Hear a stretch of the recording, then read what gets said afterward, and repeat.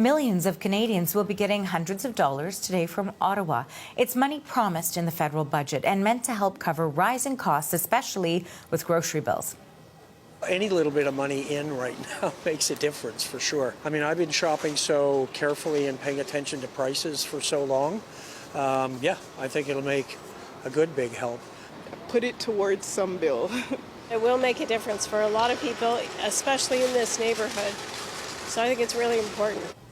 The money is essentially a doubling of the GST credit that the Canada Revenue Agency sends out every 3 months. The government is calling it a grocery rebate, but the money doesn't have to go towards your shopping bill. About 11 million Canadians and their families are eligible. And Scott Peterson joins us now on this story. So Scott, who's eligible and how much do they get?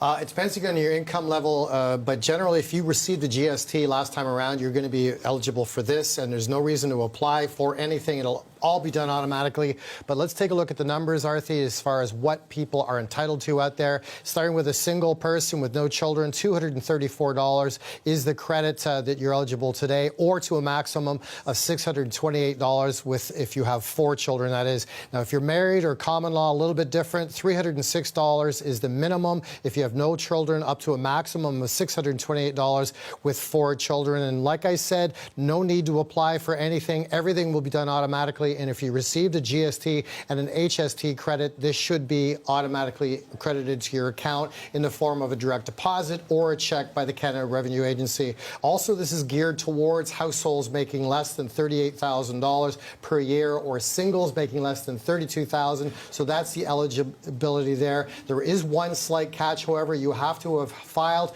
a 2021 tax return. Even if you have no income to report, this puts you on the radar system for the CRA to make them sure that you're eligible for this and send it out. And as well, you don't have to spend this money on food. It's yours to spend however you want.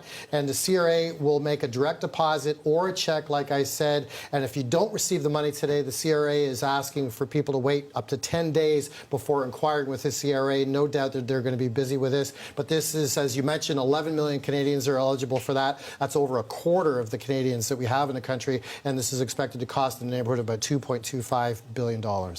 Now, you know, as we were talking there, this rebate, grocery rebate, doesn't have to go towards your groceries, but many Canadians may use it just for that because food inflation is really something. It's tremendous right now. Bring us up to speed in terms of the context there. Yeah, a lot of people won't be using this for food. They'll be using it for general bills. We're seeing anecdotally a lot of people relying on their credit cards, on their Visa cards to load up on debt as far as trying to make ends meet. And that's the worst kind of debt to accumulate. You're paying sometimes over 20% for that. But food inflation is stubbornly high. We've got regular inflation down to 3.4%. So that's coming the right way.